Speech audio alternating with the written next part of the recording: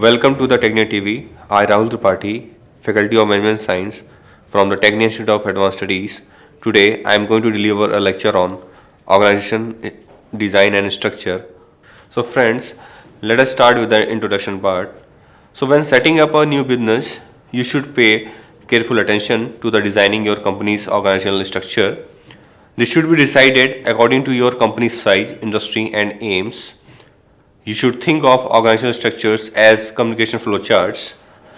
Poorly conceived organizational structures will result in sluggish, inefficient communication in which managers at various levels are required to deliver information to too many people for too many levels of approval.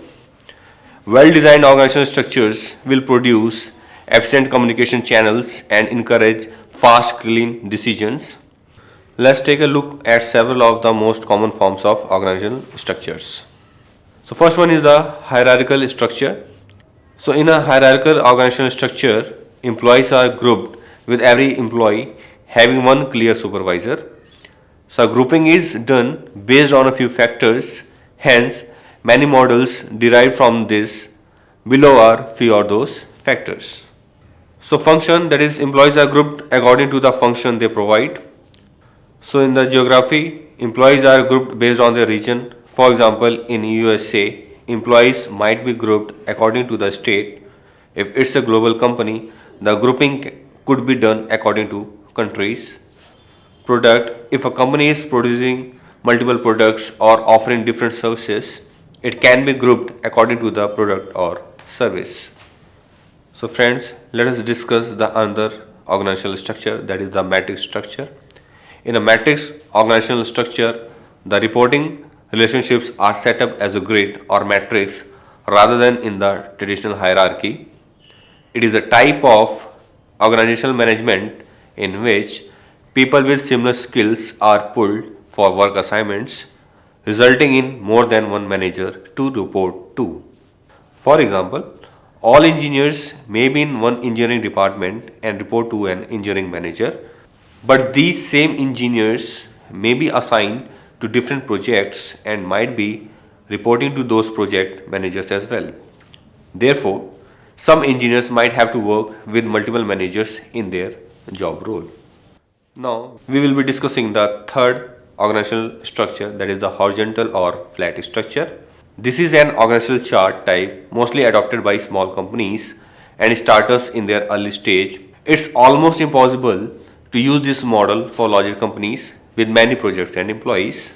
The most important thing about this structure is that many levels of middle management are eliminated. This enables employees to make decisions quickly and independently.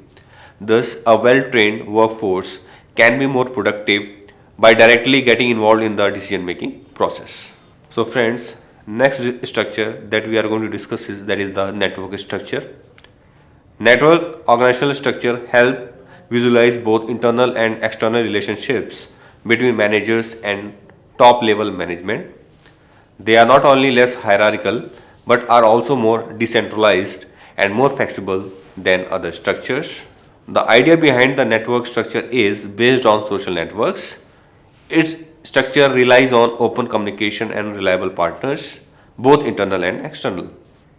The network structure is viewed as agiler than other structure because it has few tiers, more control and bottom flow of decision making. Next we are going to discuss is that is the divisional structure. Within a divisional structure, each organizational function has its own division which corresponds to either products or geographies. Each division contains the necessary resources and functions needed to support the product line and geography. Another form of divisional organizational chart structure is the multi-divisional structure. It's also known as the M form. It is a ledger structure in which one parent company owns several subsidiary companies, each of which uses the parent company's brand and name. Next type of structure is that is the line organizational structure. Line organizational structure is one of the simplest types of organizational structure. Its authority follows from top to bottom. Unlike other structures, specialized and supportive services do not take place in these organizations. The chain of command and each department head has control over their departments. The self-contained department structure can be seen as its main characteristics. Independent decisions can be taken by the line officers because of its unified structure. So next and the last one, that is the team-based organizational structure. Team-based organizational structure are made of team working towards a common goal while working on their individual tasks. They are less hierarchical and they have flexible structures that reinforce problem solving, decision making, and teamwork. Team organization structures have changed the way many industries work. Globalization has allowed people in all industries around the world to produce goods and services cooperatively.